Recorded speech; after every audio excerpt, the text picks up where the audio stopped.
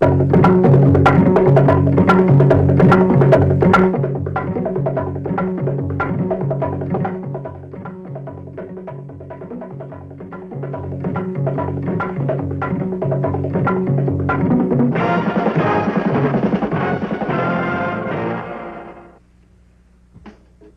17 NBA teams go to training camp in September, and then they start the long, grueling season in mid-October with one goal in mind, the World Championship, and all the prestige and the money that goes with it. To get there, the eventual champion must survive 3 sets of playoffs against the best teams and the finest players.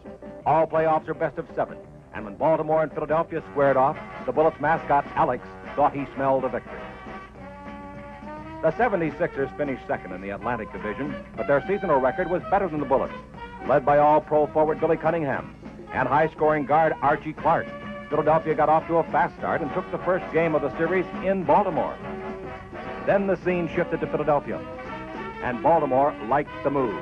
The sensational Earl the Pearl Monroe saved some of his best moves for the playoffs, and whether he was scoring or oftentimes passing off to Wes Unseld for a layup, the Pearl was almost impossible to stop. Baltimore's third guard is Fred Carter, a second-year pro from little-known Mount St. Mary. He emerged as a star in the playoffs, and the Baltimore team meshed its talents to win the next 3 games and take a commanding lead 3-1 over the 76ers. But Philadelphia kept firing, and with great shooters like Archie Clark, number 21, and the veteran Hal Greer, number 15, things started to move in favor of the 76ers. With elimination staring them in the face, they came back to win the 5th game by a single point. Then Billy Cunningham, always at his best in tough going, led the 76ers to another close win, and the series was deadlocked at 3 games apiece. It came down to the 7th game in Baltimore. Jack Marin, number 24, had his jump shot hitting. Kevin Lockery, who averaged 20 points in the series, was also on target. And Gus Johnson, unstoppable as usual when he gets an opening, and a full head of steam takes him under. Clark had a great game for the 76ers, hitting on a variety of shots and scoring 37 points to lead all scorers. But the Bullets had better balance, and they won the battle of the boards with Unseld hauling down 22 caroms, Johnson grabbing 17. Marin led the Bullets with 33 points, and Baltimore took the deciding game 128-120 to move into the NBA's semifinal round. Meanwhile, in Madison Square Garden, the Atlanta Hawks moved in for a first-round confrontation with the defending world champion, New York Knickerbockers. The Knicks, with the second-best record in regular season play, were the heavy favorites for this quarterfinal playoff set 2. The Knicks had the experience, men like Dick Barnett going through the pressure of the playoffs for the 9th time. The Hawks were hearing, of course, fall back, baby, a little more than they liked. Another pressure-proof veteran, Willis Reed, hurt the Hawks inside, and the Knicks took the opening game 112-111. The Hawks, however, won the 2nd game in New York, and when the series shifted to Atlanta, the Hawk fans were really alive. Pete Maravich, still a rookie, but at home in the NBA now, got his team running. And Walt Bellamy was making the bell ring with outside jumpers. The Knicks, however, are not a team that panics. They played their game. That means sharp passing, hitting the open man, rugged defense. They won, in fact, the next 2 games in Atlanta to take a 3-1 lead in the playoffs. By the time the teams got back to the Garden, there wasn't much doubt about the outcome. The Knicks shooters, like Bill Bradley, were on target, and New York polished off Atlanta 4-1 to move into the semifinals. In the West, Milwaukee, champions of the Midwest Division, met San Francisco, runner-ups in the Pacific. The Warriors knew the odds. They hadn't been able to win a game from the Bucks during the regular season. The playoffs were old hat to Oscar Robertson, but the team was new. This was the O's first year in a Milwaukee uniform, and he had visions of finally fulfilling those championship dreams. He was the leader. He was the man that held a great team together, whether it was scoring himself or setting up teammates or getting the ball into the hands of the big man, Lou Alcindor, who could make it look easy even against a tough defender like Nate Thurmond. Oscar Robertson left little doubt that this year's playoffs were serious business with him.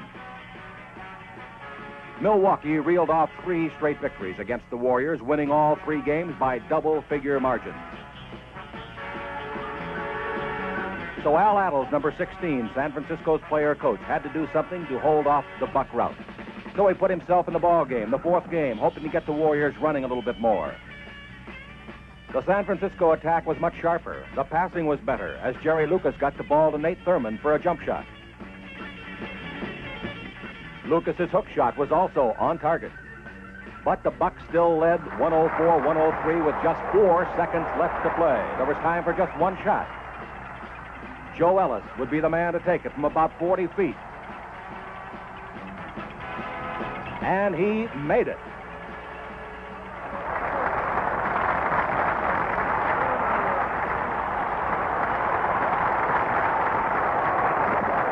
The series shifted back to Wisconsin.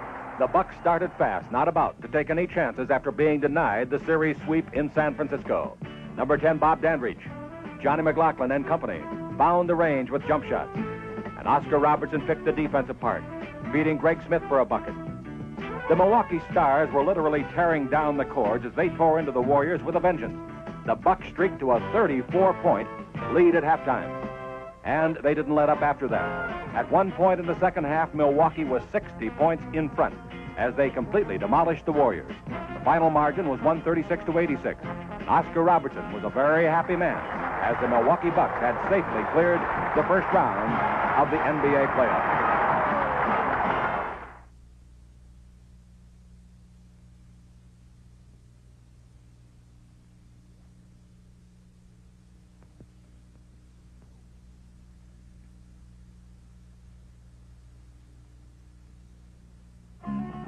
The other Western playoffs started at the Forum, where the Los Angeles Lakers met the Chicago Bulls.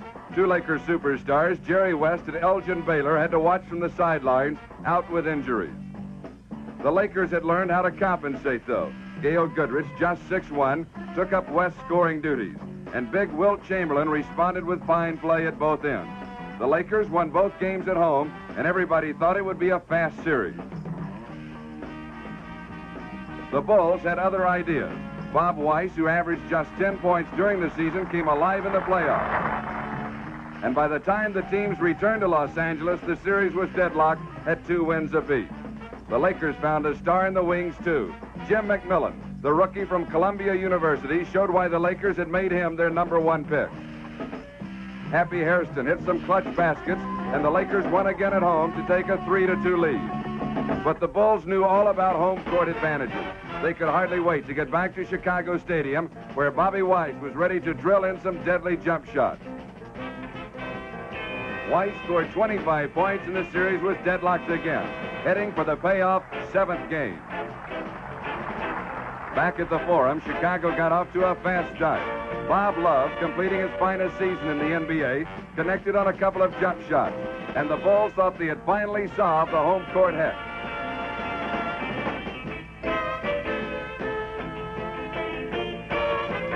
But the Lakers were determined not to be stopped now. Goodrich averaged over 30 points in this series and got help from his former UCLA teammate, Keith Erickson. The Lakers broke it open in the final period and won the 7th game over Chicago, 109-98. Their next opponent would be Milwaukee, but right now the Lakers were too happy to care. They had come a long way without their injured stars, and the thrill showed on everyone's face. The Eastern Final found New York meeting Baltimore for the 2nd straight year. The series went 7 games the last time, and the teams seemed just as evenly matched for this battle. Dave DeBusschere found the range in the opening minutes, and Baltimore was hurt defensively because Gus Johnson wasn't around to confront DeBusschere. DeBusschere was getting loose for some easy ones, and all in all, Baltimore coach Gene Shue wasn't a happy man.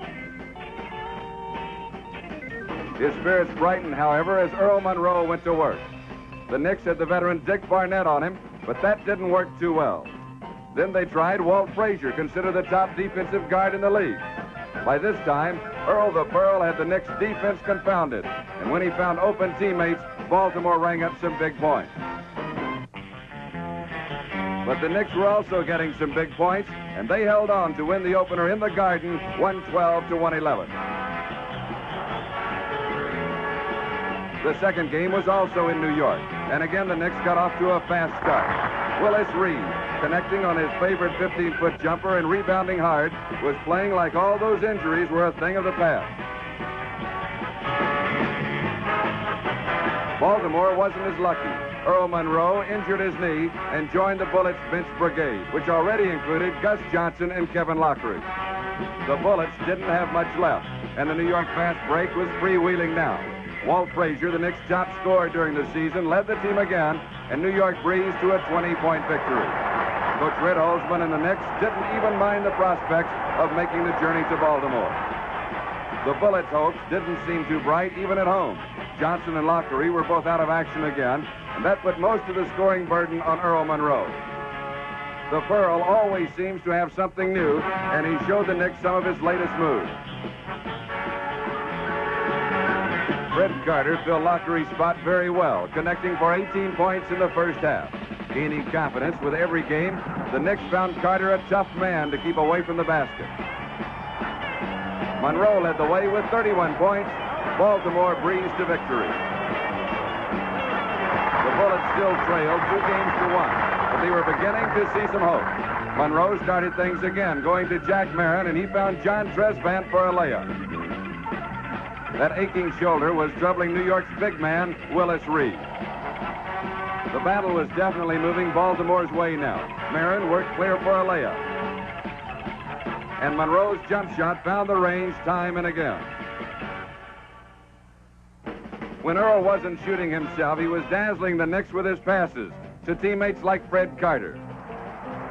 The Bullets breezed again, this time by 21 points, and the teams headed back to New York with a series deadlocked at 2 wins apiece. The Knicks were glad to be back on the Garden floor where they had won the first 2 games. The Bullets didn't have many supporters in that large crowd, and even Alex looked apprehensive. With the Knick captain Willis Reed still below par physically, Walt Frazier took control for New York. Even good Baltimore defense couldn't stop him from hitting. And when he wasn't open, he found the key open man like Bill Bradley. Some experts feel Frazier concentrates on defense, but it's clear that when the need arises, he can command all the offensive skills he needs to take charge of a game. Frazier wound up with 28 points in a game that was still dominated by defense. New York won in a very low-scoring contest, 89-84. And the Knicks again had the lead as the series headed back to Baltimore.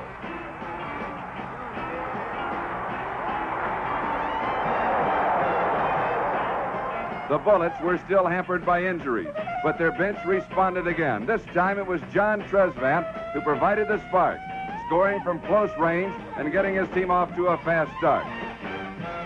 Trez was not only going for points, but perhaps for some acting awards too. Reed was on the bench, and that opened up the middle for drives by Carter.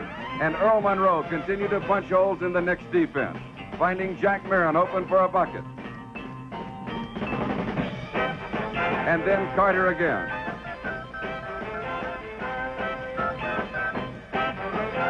With the aid of their strong bench, the Bullets won the 6th game, and the teams were set for the deciding battle.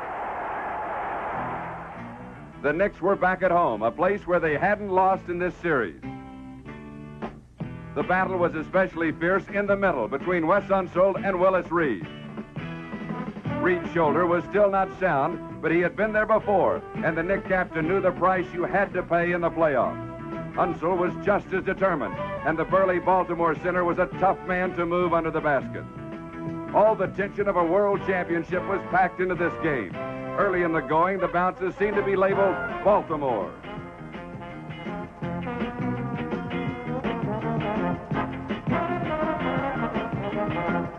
Red Holzman urged his team to get going, and a New York fan tried even stronger pleading. Dick Barnett heard the call and responded. The great Knick shooter scored 11 straight points in one torrid stretch in the second period. Late in the game, Reed hit a jumper, and just as everyone figured, it was dead even with less than 3 minutes to play. Earl Monroe, at his best under pressure, got the Bullets on top with a jumper.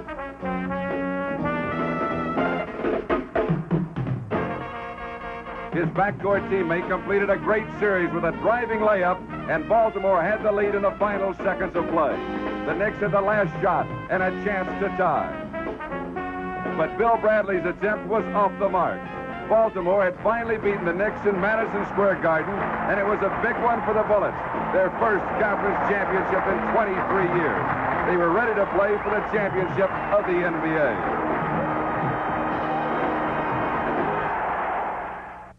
The Western Conference Finals sent Milwaukee against Los Angeles. And more than that, it provided the setting for a classic confrontation, the Battle of the Giants. The 12-year veteran Wilt Chamberlain against the second-year pro Al Sindor. At 24 years of age, Lou had led the Bucks to the best record in the NBA, had been named the league's most valuable player, and was the scoring champion. Chamberlain played with a determination he hadn't shown in years. But the Bucks had too much balance for the Lakers, and the first two games went to Milwaukee by wide margins. The battle continued in Los Angeles as the two 7-footers waged a personal war that would have basketball fans talking for months. Yes, maybe even years. Injuries had decimated the Lakers by this time, and number 12, little used Pat Riley, came off the bench to provide the spark and wound up scoring 24 points. Chamberlain also had 24 points, pulled down 24 rebounds in a sensational duel with Al Sindor. Number 52, Happy Harrison, also had a big game. The Lakers came back to win the third game of the series, 118-107. Milwaukee got its powerful machine back on track in the next one, however, and rolled to an impressive victory in Los Angeles by 23 points. And back to their home court, the Bucks went for the clincher. The Milwaukee marksmen on target, especially John McLaughlin here, made 8 of his first 10 shots, and the Bucks were off to an early lead. Bob Boozer got in on the offense, beating Al Sindor, and Big Lou makes it look easy, even over the determination of Wilt. The Bucks were rolling now. They had their fast break going at its best. Bob Dandridge, number 10, contributed 20 points to the cause. And Greg Smith stuffed in 22 to lead the scoring parade. Milwaukee wrapped it up in 5 games with a 116-98 win. And the happy Milwaukee fans shouted, "Bring on Baltimore." The World Championship Series started in the Milwaukee Arena, where the Bucks had not lost in the playoffs. They had breezed through San Francisco and Los Angeles in 5-game sets. By contrast, the Bullets had to survive 7-game showdowns against both Philadelphia and New York on their way to the championship round. But that was all history now. This series was the one for the biggest prize in pro basketball. At some positions, the physical matchups weren't exactly even. At other positions, the creative artistry of the game's superstars had basketball fans everywhere looking on in awe and asking for more and more. The personal duel between Earl the Pearl Monroe and Oscar Robertson was like a game within a game. Each man provided floor leadership for his team and scoring punch besides. The battle was waged on professional basketball's highest level possible, but more often than not wound up dead even. Al Sindor, in foul trouble early, came back in the third quarter to score 18 points and put the game out of reach. Big Lou was his usual devastating force on defense, too, and Milwaukee took the first game of the series by 10 points. Baltimore got its home court for the next game, and they got Gus Johnson back in the lineup. But they still had the same problems to confront: how to stop the Big O and Big Lou. Unseld went outside, hoping to draw Al Sindor away from the middle, and it paid off. And a pinpoint passing of Monroe found teammates like Johnny Trezvant on the inside. The first quarter was a dandy. The score was tied 17 times. Dandridge got a tough one over Trezvant at quarter's end, and the period ended in a deadlock. At his best under pressure, Robertson took charge of the offense. And Lucius Allen helped spark the Bucks to a 4-point lead at halftime. Monroe's magic got the Bullets moving in the second half. And then Jack Marin took over. The former Duke star hit 8 straight points for Baltimore, and the Bullets were back in business. But Baltimore couldn't quite figure out how to stop Oscar Robertson. When he wasn't scoring himself, the Big O was still in the middle of things for Milwaukee. The Bucks opened up a 17-point lead in the third quarter, and then breezed home, 102-83, to take a 2-game lead in the final playoff series. Trailing 2-0, Baltimore had to return to Milwaukee and play without Gus Johnson again. But the Bullets didn't have any thoughts of giving up. Earl Monroe, averaging 24 points in the playoffs, got the Bullets moving. In fact, he scored Baltimore's first 9 points and then got some help from Fred Carter. But Oscar Robertson was always there with an answer. His passing found holes in the defense, and Lou Alcindor made it look easy. When the bullets sagged back into the middle, Robertson showed them that was dangerous too. Unseld tried everything to slow down Big Lou, but Alcindor had 17 in the first half, and Milwaukee led by 8. Baltimore closed that gap to just 2 points. A collision between Bob Dandridge and Earl Monroe had both teams worried, but took its greatest toll on Baltimore. Monroe had to leave the game, and eventually the court for further treatment. The Bucks saw their opening and went for the clincher. Alcindor turned in one of his finest games, and by the time he left, he had 23 points and 21 rebounds. Robertson scored 20 points and piled up 12 assists as Milwaukee won the third game. Only once before in NBA history had any team been swept out of the championship series in 4 straight games. The Bullets wanted to avoid the stain of that mark as the teams moved back to the Baltimore Civic Center to resume the action.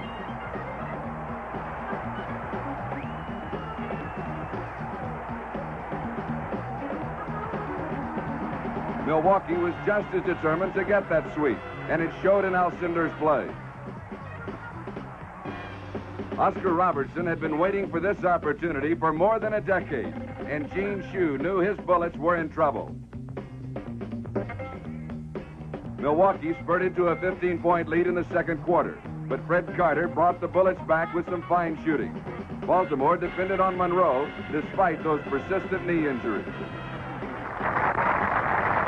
Milwaukee again opened it up with a big third quarter as the multi-talented Lou Alcindor found Bob Dandridge with 2 beautiful passes.